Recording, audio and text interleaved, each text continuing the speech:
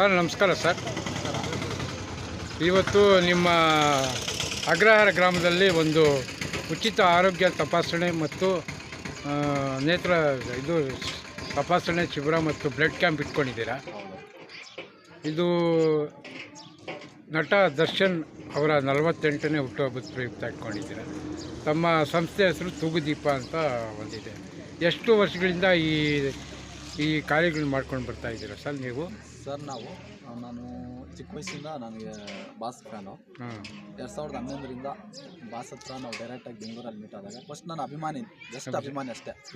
2011 ಮೇಲೆ ನಾನು D boss ಭಕ್ತ ಆಗಿಬಿಟ್ಟೆ. ಯಾಕಂದರೆ ನಾವು ಸಿ ಸಿ ಎಲ್ ಕ್ರಿಕೆಟ್ ನಡೆದಿದ್ದು ಬಂದಾಗ ಬಾಸ್ ನೋಡಿ ನಾನು ಒಂಥರ ರೋಚಕ ಆಗಿ ಪ್ರೇರಿತರಾಗಿ ಬಾಸ್ ಹತ್ರ ಹೋಗಿ ಹಗ್ ಮಾಡ್ಕೊತೀನಿ. ಆಗ ಪೊಲೀಸರೆಲ್ಲ ನಾನು ಲಾಠಿ ಚಾರ್ಜ್ ಮಾಡಕ್ಕೆ ಬರ್ತಾರೆ.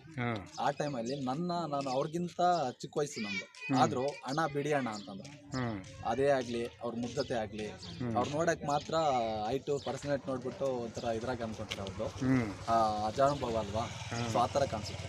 ಸೊ ಅದರಿಂದ ನಾವು ಅವಾಗಿಂದ ಅವ್ರ ಸೇವೆ ಆಗಲಿ, ಅವ್ರ ಸಾಮಾಜಿಕ ಸೇವೆ, ಪಕ್ಷಿ ಮೇಲೆ ಇರೋ ಪ್ರೇಮ ಆಗಲಿ, ಅವರ ಸಾಮಾಜಿಕ ಸೇವೆಗಳೆಲ್ಲ ಮಾಡ್ತಾರಲ್ಲ, ಅದರಿಂದ ನಾವು ಸಿನಿಮಾಗೆ ಫ್ಯಾನ್ಸ್ ಆಗಿದವರಲ್ಲ, ಅವ್ರ ವ್ಯಕ್ತಿತ್ವಕ್ಕೆ ಫ್ಯಾನ್ಸ್ ಆಗಿದವರು.